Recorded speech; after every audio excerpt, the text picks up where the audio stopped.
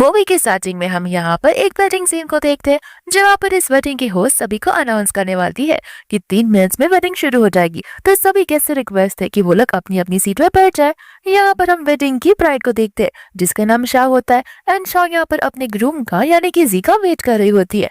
यहाँ पर शाह की फ्रेंड उसे पूछती है कि वेडिंग का समय आ गया है लेकिन अभी तक से यहाँ पर आए नहीं, आखिर कुछ बात हो गई है क्या? तो वह यहाँ पर शाह कह रहे थे कि नहीं, ऐसी कोई बात नहीं है, एक्चुअली उसे कुछ इंपॉर्टेंट मीटिंग में जाना पड़ा तो उसे दोनों चीजें साथ में हैंडल करनी पड़ रही है। फिर यहाँ पर उसके फ्रेंड्स जी का साइड लेकर कहने लगते कि हाँ, हमारा दोस्त शुरुआत से ही बहुत मेहनतीदा है, वो अपनी पर्सनल लाइफ के साथ साथ अपनी बिजनेस लाइफ को भी इक्वली ट्रीट करता है। दोस्तों यहाँ पर शाह अपनी रिंग को देखकर सोचने लगती है कि यहाँ पर बैठे सभी मेरे फ्रेंड्स को पता है कि 5 साल से मेरे और जी के बीच में क्या चल रहा है और मैं जी के लिए कब से वेट कर रही हूँ इसी दिन का, ताकि मैं आकर उसके साथ शादी कर लूँ। लेकिन यहाँ पर तो स्टोरी कुछ और ही है जहाँ पर इनमें से किसी को भी सच्चाई के बारे में नहीं पता होगा। यहाँ पर सिर्फ और सिर्फ मुझे पता है कि आखिर जी का दिल किस पे लगा हुआ है। दोस्तों यहाँ पर जी के फ्रेंड शाह की रिंग को नोटिस करने लगते हैं एंड यहाँ पर उसका फ्रेंड बोला कि ये रिंग मुझे कुछ देखे देखे से लग रही है एंड उसका दूसरा फ्रेंड यहाँ पर उसका मुंह बंद करा देता है।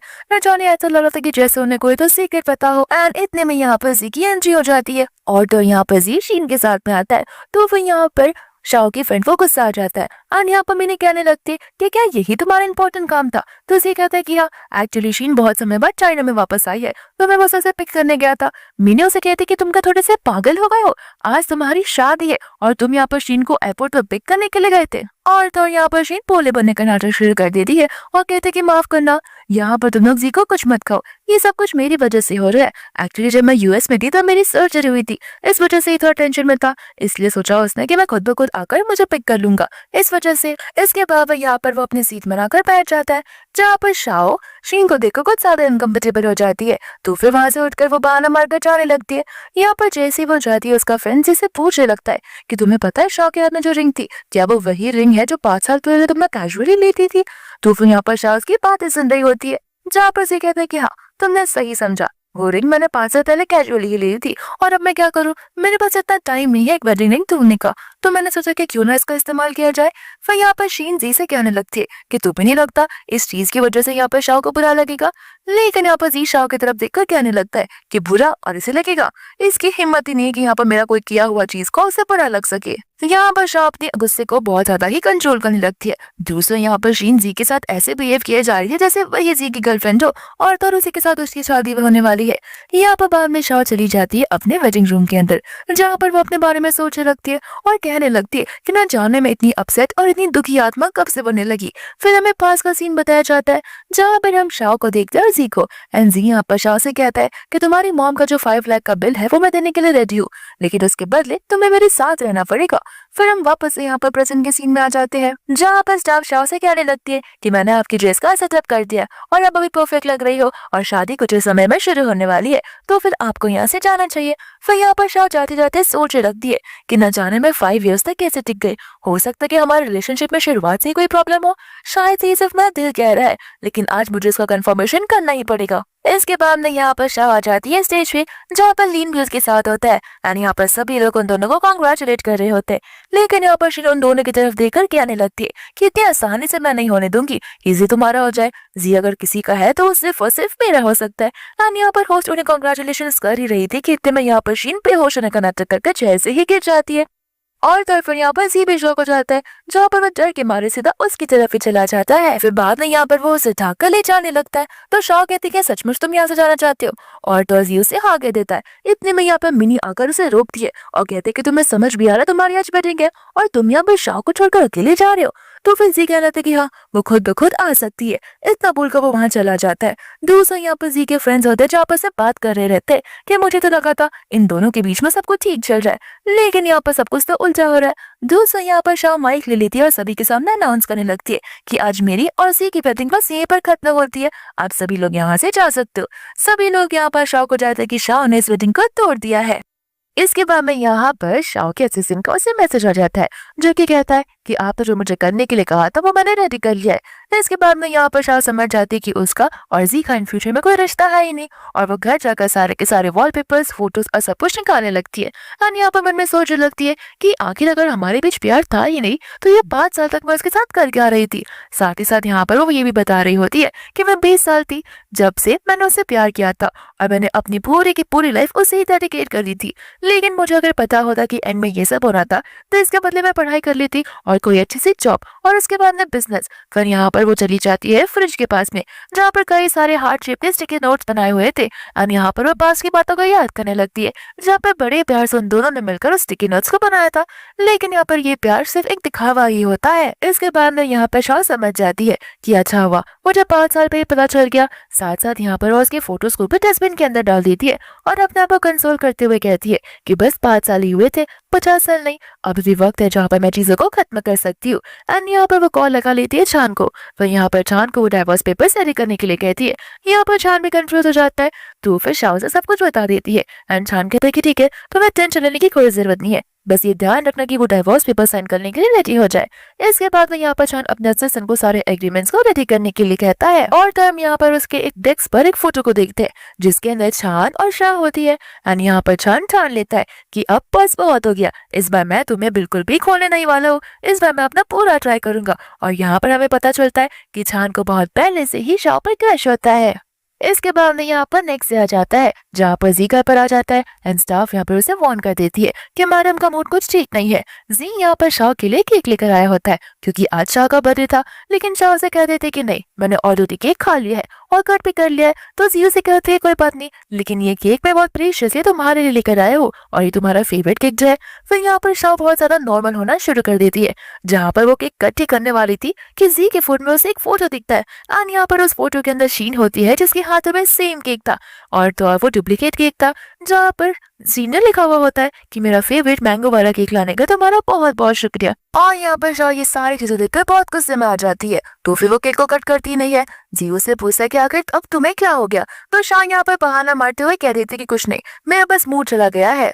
फिर यहाँ पर शाह उठ के जाने लगती है, तो फिर जी उसे रोकता और माफी मांगने लगता है और कहती है कल जो कुछ भी हुआ इंटरेस्ट ऑफ थॉट से मेरे, हम चाहे तो इस चीज को वापस से नॉर्मल कर सकते हैं, मुझे बस कुछ समय दो। और हाँ, आज मैं फ्री हूँ तो तुम जो चाहो मैं करने के लिए रेडी हूँ, और अगर कोई तुम्हारी विश है तो वो मैं पूरी कर दूंगा। फिर यहाँ पर शाह एक एग्रीमेंट को निकालती है और उसे कहती है कि इस विला की ओनरशिप को मुझे दे दो। एंड यहाँ पर जी उस एग्रीमेंट को बिना पढ़े साइन कर देता है। शाह से पूछती है कि तुम्हें नहीं लगता तुम्हें एग्रीमेंट को पढ़कर साइन करना चाहिए था, अगर वो डाइवोर्स पेपर्स होते तो। जी कहता है कि तुम ऐसा कर ही नहीं सकती हो। एंड यहाँ पर वो शाह को किस करने जा रहा था, लेकिन यहाँ पर शाह अपना फेस दूसरी ओर कर लेती है। इसके बाद में यहाँ पर वो उसे नेक्स्ट वेडिंग का डेट देती है और कहती है कि 4 अक्टूबर हम उस दिन को अपनी वेडिंग कंटिन्यू करेंगे। तो फिर यहाँ पर जी भी रेडी हो जाता है।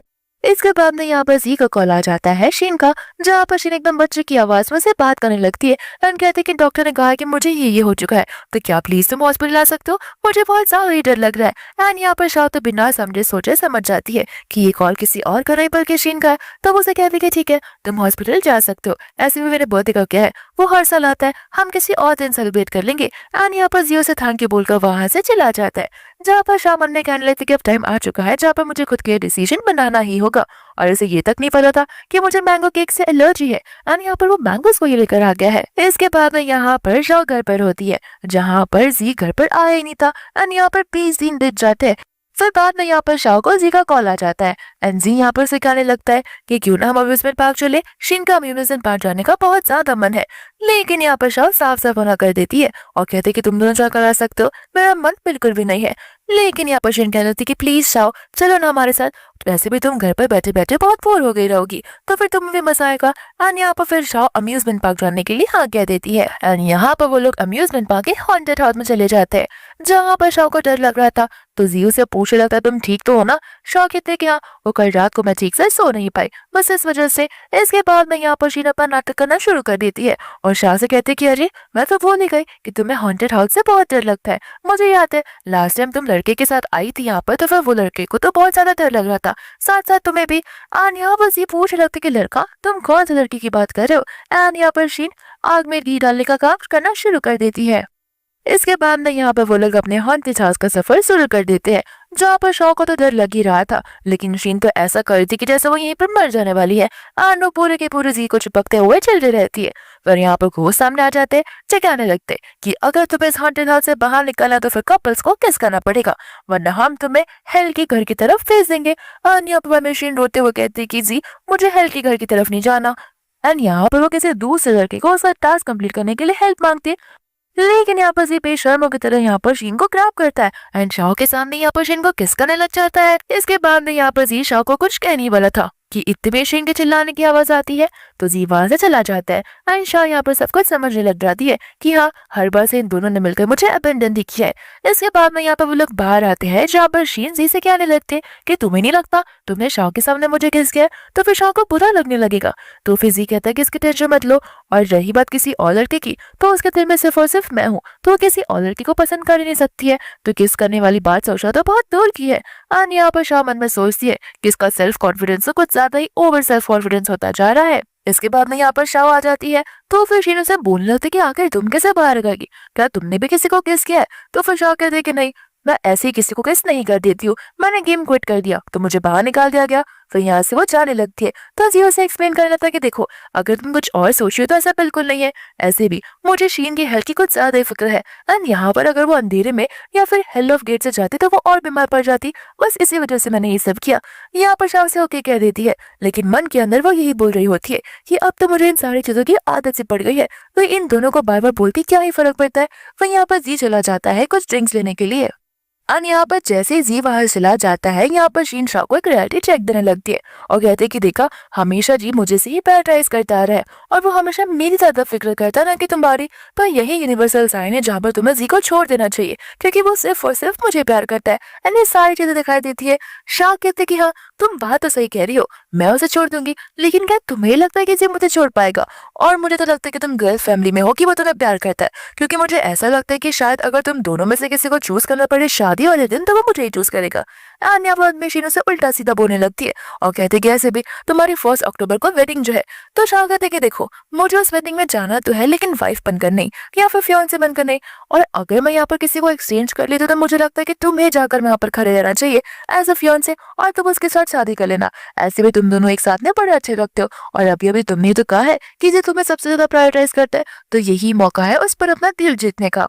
यहाँ पर शीन उसे कहने लगती कि क्या तुम थोड़ी सी पागल हो या फिर तुम साथ मजाक करने की कोशिश कर रही हो। शाह कहने लगती कि देखो मैं उसके साथ बिल्कुल भी खुश नहीं हूँ, तो फिर मैं तुम्हें यह मौका दे रही हूँ, ऐसे भी मुझे पता है कि तुम उसके साथ शादी करना चाहती हो, और तो और उस दिन वहां पर उसके फैमिली मेंबर्स मौजूद होंगे। अगर उन सभी के सामने एक बार तुम्हारी शादी हो जाती है तो फिर तुम्हारा काम इजीली हो जाएगा, और मुझे पता है कि तुम्हें उसके शादी करनी है, तो फिर यहाँ पर हम एक दिशा 2 निशाने लगा सकते हैं। तो शीन कहती कि ठीक है, मैं तुम्हारी बात पर अग्री कर रही हूँ, लेकिन हाँ एक बात याद रखना, अगर तुमने कोई चाल चलने की कोशिश की तो फिर देख लेना। लेकिन चाव कहते कि टेंशन मत लो, तुम्हारी शादी है और मुझे मुक्ति प्राप्त हो रही है, तो फिर मैं यहाँ पर डिस्टर्बेंस बिल्कुल नहीं करने वाली हूँ। एंड इतने में यहाँ पर जी आ जाता है। इसके बाद में यहाँ पर नेक्स्ट सुबह हो जाती है, तो फिर जी शाह से पूछने लगता है कि मैं आजकल नोटिस कर जाऊँ तुम बहुत जल्दी सुबह उठ जाया करती हो, आखिर इतना जल्दी उठने का राज क्या है? तो फिर शाह कहते कि लगता है तुम भूल जाओ हमारी शादी है, तो फिर शादी की प्रिपरेशंस करना भी तो बहुत इंपॉर्टेंट है।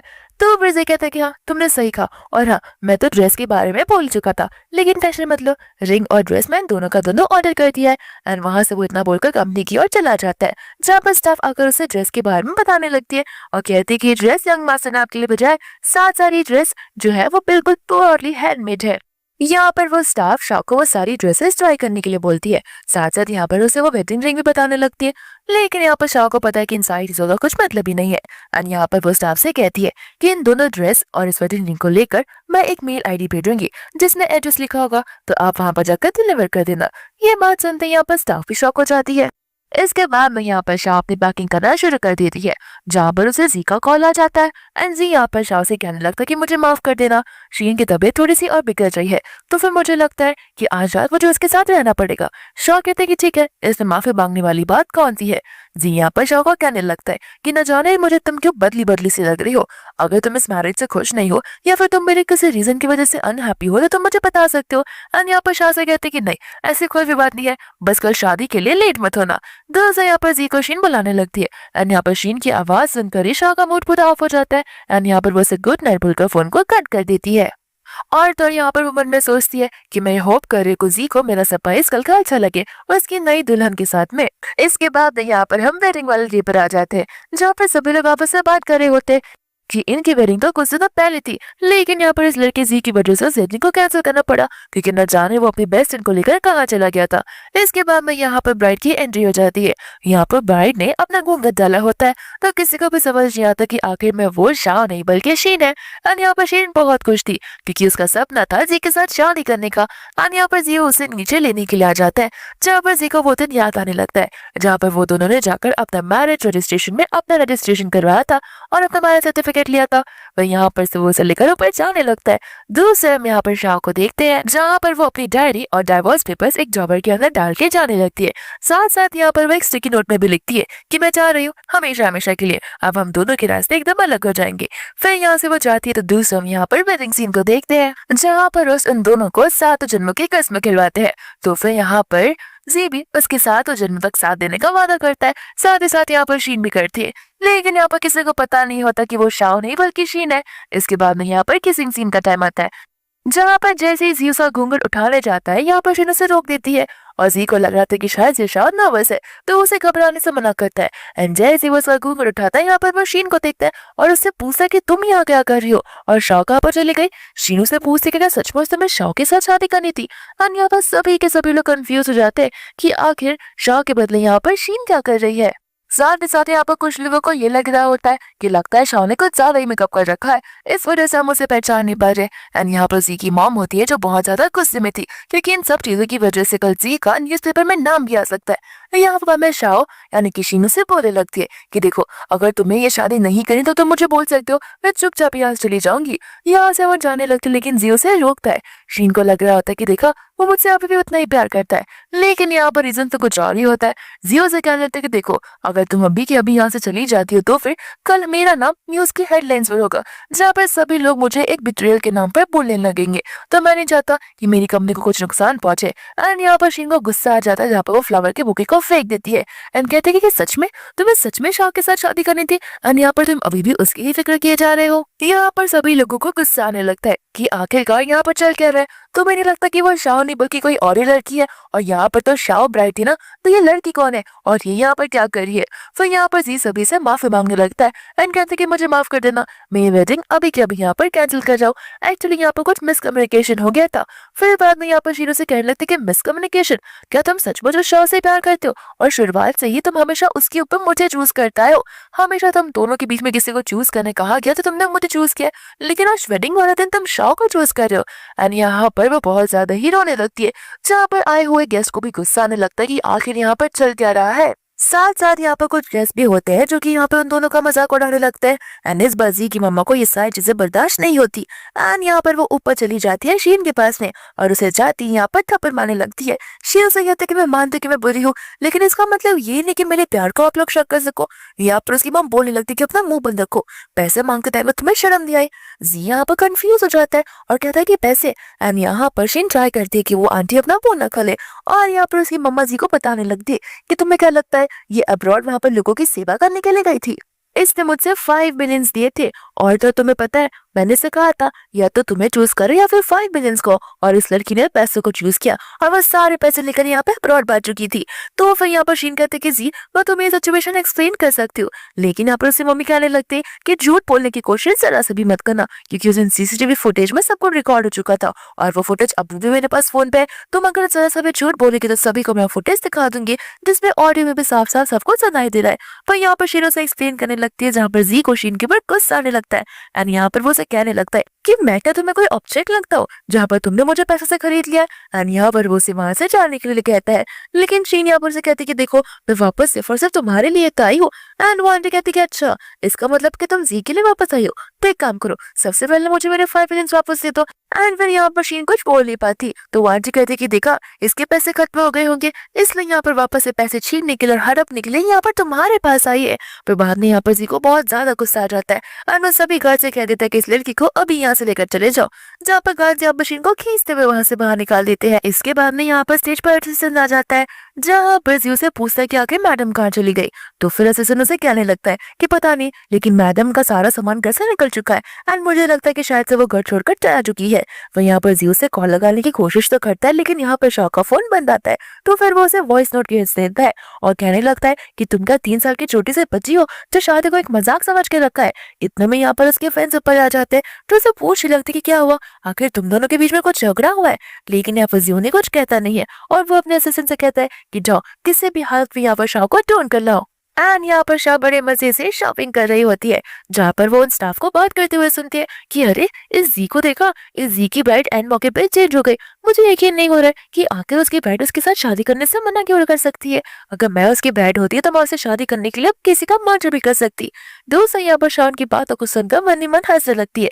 वहीं यहाँ पर उसे एक ड्रेस पसंद आती है और उसे पास का सीन याद आता है जहाँ पर उसे सिमिलर ऐसी ड्रेस पसंद थी, लेकिन वो ड्रेस जी उसे लेने से मना कर देता है। क्यों? क्योंकि वो ड्रेस कुछ ज्यादा ही बॉडी रिवीलिंग होती है एंड जी नहीं चाहता था कि लोग उसकी बॉडी को देखें। लेकिन यहाँ पर इस बार वो तय कर देती है कि वो कोई रेस्ट्रिक्शंस नहीं रखेगी और ना ही किसी लोगों की बात सुनेगी। तो यहाँ पर वो स्टाफ को ये ड्रेस को पैक करने के लिए कहती है एंड यहाँ पर बाद में वो शाह उस ड्रेस को पहन लेती है, जहाँ पर शाह का इस बार रिवेंज वाला मूड ऑन होता है एंड यहाँ पर वो बहुत ज्यादा खुश थी। दूसरा यहाँ पर जी घर आ जाता है तो वो स्टाफ पूछते हैं कि आज तो आपकी मीटिंग थी, तो फिर आखिर मैडम कहाँ पर है। जी उसे बोलता है कि मैडम की बात छोड़ो, उसे जब आना होगा वो आ जाएगी, तुम जाओ और जाकर मेरे लिए चाय बना कर लाओ। फिर इसके बाद में यहाँ पर जी उस कैलेंडर को देखता है, जहाँ पे वो समझ जाता है कि आखिर रोज हर सुबह इतना जल्दी उठकर शाह हर बार इस कैलेंडर के पेजेस को क्यों फाड़ा करती थी। साथ साथ यहाँ पर वो लिखे हुए नोट को भी पढ़ लेता है। इतने में स्टाफ आकर यहाँ पर उसे वो चाय देने लगती है, जहाँ पर वो चाय बहुत ज्यादा कड़वी होती है। तो वो स्टाफ उसे माफी मांगती है और कहती है कि मुझे माफ कर देना, हर बार जो हर्बल टी पिया करती थी वो मैडम बनाया करती थी और मैंने उनसे सीखने की बहुत कोशिश की, लेकिन मैं डिट्टो उनके जैसा बना ही नहीं पाती हूँ। फिर हमें यहाँ पर पास का सीन बताया जाता है, जहाँ पर जी बहुत थका हारा घर पर आ रहा था एंड यहाँ पर शाह बहुत सारे मेडिसिन को टेस्ट कर रही थी, जिसमें हर्बल टीज भी होती है। जी उसे बताने लगता है कि रिसेंटली जो मैंने चाय पत्ती इतनी महंगी खरीदी थी उसका मेरी बॉडी पर कोई असर ही नहीं हो रहा है और मेरा सर दर्द बंद करने का नाम नहीं ले रहा है। लेकिन यहाँ पर शाह कहते कि तुम टेंशन मत लो, मैं इसका उपाय बना रही हूँ। जी उसे कहते कि वो सबसे एक्सपेंसिव टी के पीसेस थे और तुम्हें लगता तुम्हारे ये नुस्खे काम आएंगे। एंड शाह कहते कि मुझे भरोसा रखो। फिर हम यहाँ पर वापस से प्रेजेंट के सीन में आ जाते हैं, जहाँ पर जी का बहुत ज्यादा रिग्रेट होने लगता है, तो वो स्टाफ को वहां से भेज देता है। इतने में उसके असिस्टेंट का कॉल आता है, जो उसे बता देता है कि हमने मैडम को यूनिवर्सिटी के पास में ट्रैक डाउन किया है। जी कहता है कि ठीक है, मैं अभी अभी जाकर वहां पर उसे देखना चाहता हूँ और उसे मिलना चाहता हूँ। और तो यहाँ पर हम शाह को देखते हैं, जो कि उसकी यूनिवर्सिटी की बाजू वाले बिल्डिंग में खड़ी थी एंड यहाँ पर वो नजारे को देख रही थी। इतने में छान आता है यहाँ पर उसकी फ्रीडम के लिए उसे कॉन्ग्रेचुलेट करने लगता है। तो फिर शाह भी यहाँ पर उसे थैंक यू बोलने लगती है एंड यहाँ पर छान से कहता है कि मुझे अच्छे से पता है कि तुम्हें एक पीसफुल जगह पर रहना है एंड यूनिवर्सिटी ज्यादा शांत और पीसफुल जगह और क्या ही हो सकती है। इतने में कुछ स्टूडेंट्स होते हैं जो कि थान को थैंक यू प्रोफेसर बोल के चाह रहे थे। शाह यहाँ पर कंफ्यूज हो जाती है और उसे पूछती है कि प्रोफेसर तुम तो लॉयर हो ना। छान कहता है कि हाँ पापा मैं तो लॉयर ही हूँ, लेकिन यहाँ पर ये कॉलेज मुझे बार बार कॉल किए जा रही थी ताकि मैं यहाँ पर लॉ के लेक्चर्स ले सकूँ। तो शाह कहते कि अच्छा होता अगर तुम मेरे भी लेक्चर्स ले लेते। तो यहाँ पर मैं छान उसके पास की बातों को याद करने लगता है एंड कहता है कि मुझे अच्छे से याद है तुम्हारी मॉम की बीमारी की वजह से तुम पढ़ाई पर फोकस नहीं कर पाती थी और इस वजह से तुमने पढ़ाई करना भी छोड़ दिया। दूसरा हम यहाँ पर जी को आते हुए देखते हैं, जहाँ पर जी उन दोनों को बात करता हुआ देखता है एंड यहाँ पर वो गुस्से में गाड़ी रोकने के लिए कहता है एंड यहाँ पर उतर कर वो उनकी तरफ जाने लगता है, जहाँ पर दो लड़कियां होती है जो किसी को देखकर फिदाई हो जाती है और सोचने लगती कि आखिर इस लकी मैन की गर्लफ्रेंड कौन होगी। फिर यहाँ पर बनने शाह को वो बोलने लगता है कि मेरे साथ अभी के अभी घर चलो और प्रॉब्लम को हम सॉल्व कर सकते हैं और ऐसे भी हम हस्बैंड वाइफ जो है। शाह से कहते कि तुम कैसे सोच सकते हो कि हम हस्बैंड वाइफ है, हमारा पहले से ही डिवोर्स हो चुका है। लेकिन यहाँ पर वो हंसते हुए कहते हैं कि नहीं, मैंने डिवोर्स पेपर्स को साइन किया ही नहीं है। शाह से कहती है क्या तुम पक्का श्योर हो, जरा धीरे से और एकदम हल्के दिमाग से सोच कर देखो।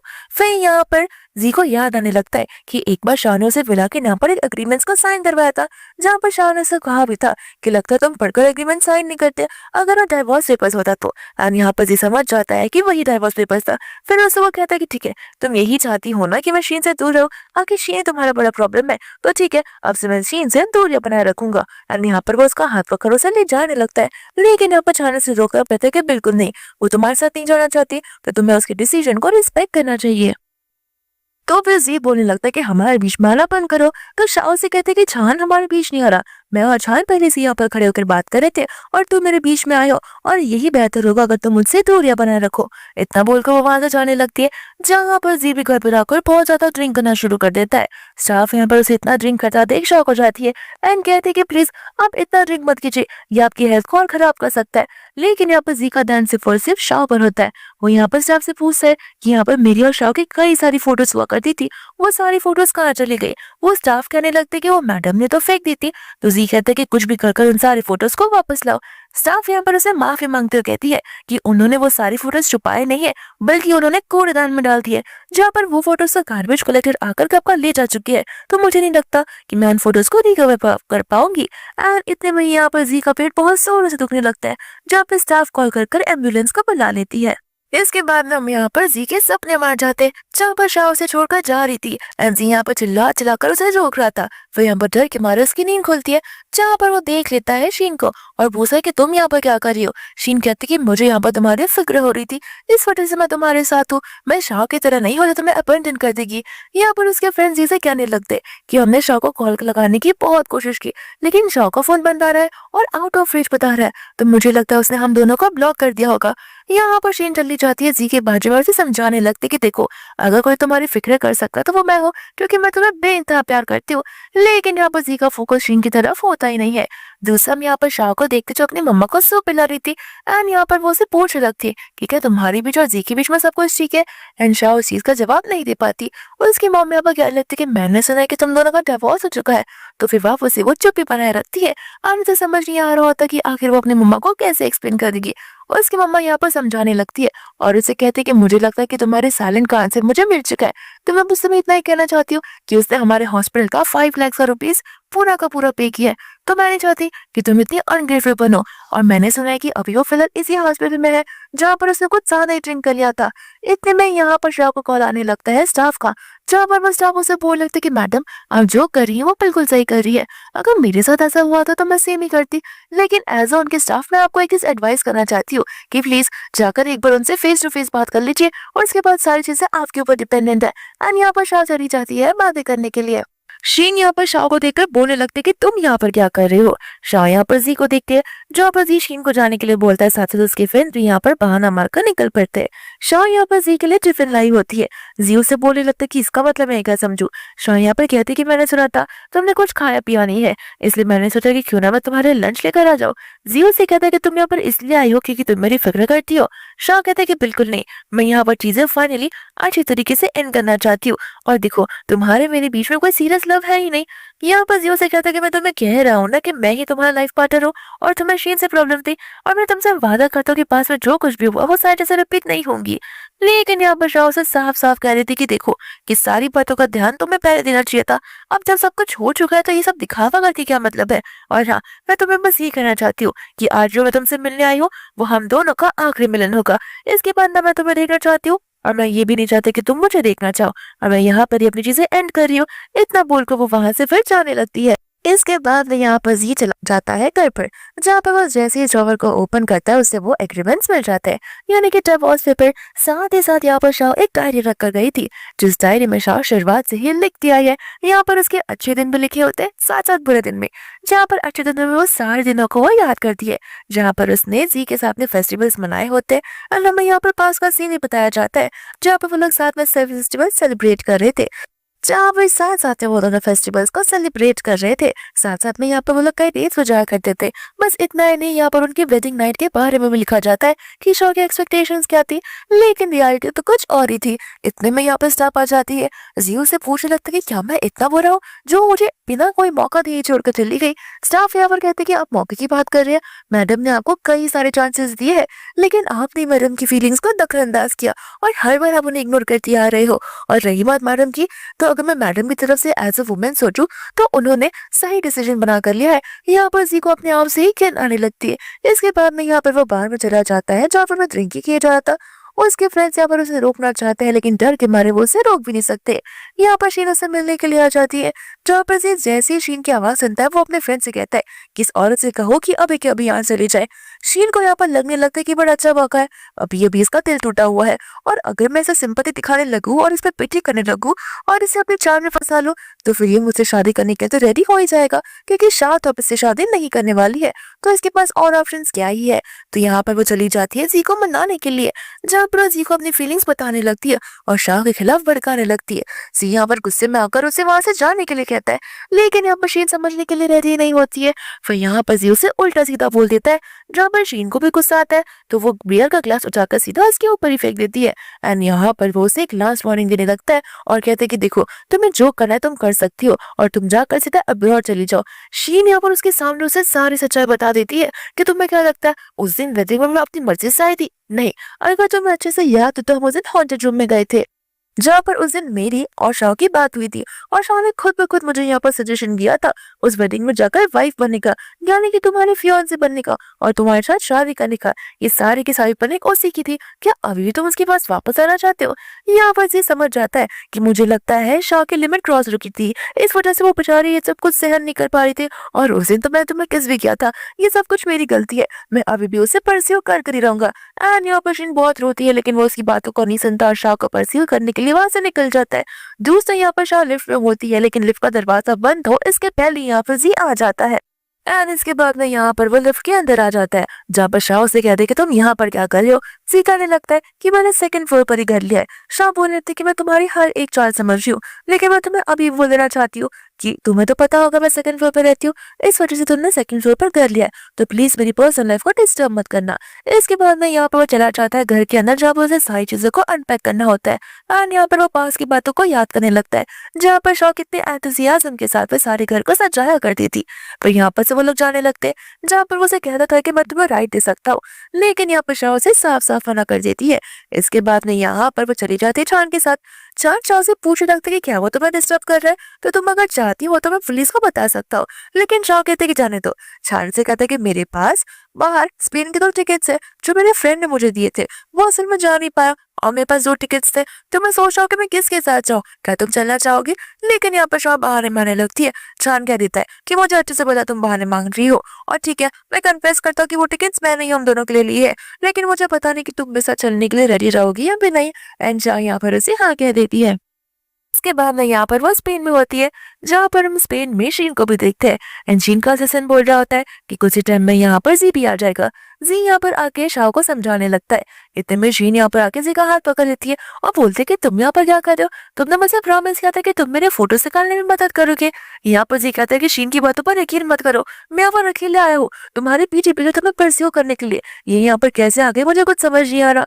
तो शाह कहते कि नाटक करना बंद करो। इतने में चांद आ जाता है, जहाँ पर शाह चांद को अपना बॉयफ्रेंड बोलने लगती है। एंड चांद से कहता है कि देखो मैं बहुत ही काम इंसान हूँ, इसलिए मैं तुम्हें कुछ गुस्सा वुस्सा नहीं करने वाला, तो बेहतर होगा कि तुम यहाँ से चुपचाप चले जाओ, लेकिन अगर तुमने से परेशान करने की कोशिश की या जबरदस्ती करने की कोशिश की तो हाँ मैं काम इंसान हूँ, तब तक ही रहूंगा, उसके बाद में मेरा गुस्से को तुम सहन नहीं कर पाओगे। फिर यहाँ पर से वो दोनों चले जाते हैं, जहाँ पर जी गुस्सा करने लगता है शीन को और उसे कहता है कि मैंने तुम्हें पहले ही कहा था कि मेरी लाइफ से बाहर निकल जाओ, तो फिर यहाँ पर तुम सारी चीजों को बिगाड़ने के लिए क्यों आ गई हो? शीन से समझाने लगता है कि देखो मैं यहाँ पर तुम्हारे लिए आई हूँ ताकि मैं तुम्हें क्लियरिटी चेक दे सकूं कि शाह के दिल में अब तुम बिल्कुल भी नहीं हो। अगर तुम किसी के दिल में हो तो वो मेरा दिल है और मैं सच में तुमसे बहुत प्यार करती हूँ। लेकिन यहाँ पर जी उसे चिल्लाने लगता है और मारने चला जाता है। शीन यहाँ पर जान लेती है मैं कुछ भी कर जी को अपना बना कर ही रहूंगी। दूर से यहाँ पर शाह माफी मांगने लगती है चांद से कि उसने उसको झूठ मूठ का बॉयफ्रेंड बनाया, लेकिन चांद यहाँ पर कहते हैं कोई बात नहीं, मुझे झूठ मूठ का ही सही ये बात सुनकर बड़ा अच्छा लगा। दूसरे यहाँ पे वो लोग स्ट्रीट शॉपिंग कर रहे होते, इतने में यहाँ पर हम शीन को देखते जहाँ पर वो गुंडा को पैसे देती है। एक गुंडा यहाँ पर आकर उसके पर्स को धक्का मारकर चुरा कर भाग जाता है। जब शाह अपने पर्स को ढूंढती है तो वो नहीं ढूंढ पाती। हम चारों से कहते हैं कि तुम यहीं पर रुको, अभी मैं उस लड़की को ढूंढ कर जाता हूँ। इतने में दूसरा गुंडा आकर उसके पीछे चाकू लगा देता है और चुपचाप शाह को वहां से चलने के लिए कहता है। तो शाह यहाँ पर वो जैसा करते जो बोलता है वो वैसा करी जाती है और तो यहाँ पर शीन उसे चुप चुप के देख रही होती है।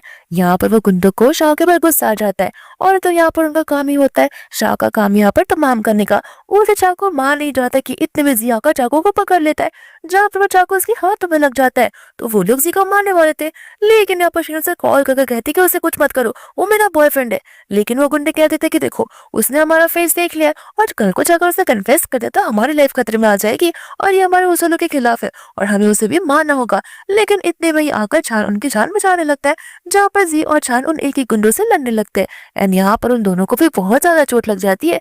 लेकिन यहाँ पर शाओ का ध्यान सिर्फ और सिर्फ चान की तरफ जाता है। वो तो जी की ओर देखती भी नहीं है और चान के साथ में चली जाती है। एंड यहाँ पर जी को वो सीन याद आने लगता है जहाँ पर वेडिंग वाले दिन पर जी शाओ को छोड़कर शीन को लेकर जा रहा था। एंड तब हम वापस से प्रेजेंट के सीन में आते हैं, जहाँ पर वो कहने लगता है कि अबेंडन फील होना ऐसा लगता है। मुझे लगा था कि वो चीज नॉर्मल थी, लेकिन आज मैं वो चीज फील कर पा रहा हूँ जो चीज शाह को उस दिन फील हुई थी। एंड यहाँ पर वो रास्ते में बेहोश हो जाता है। फिर इसके बाद में यहाँ पर वो उसे हॉस्पिटल में देखते हैं, जहाँ पर उसकी नींद खुलती है और उसकी मॉम उससे मिलने के लिए आई होती है। यहाँ पर उसकी मॉम बड़ी टेंशन में होती है और वो बहुत इमोशनल हो जाते हैं और उसे चिल्लाने लगते हैं कि तुम्हें पता है डॉक्टर ने मुझे कहा क्या था कि अगर वो चाकू 1 सेंटीमीटर और अंदर चला जाता तो हमारी जान का खतरा हो जाता। उसके बाद तुम क्या करते।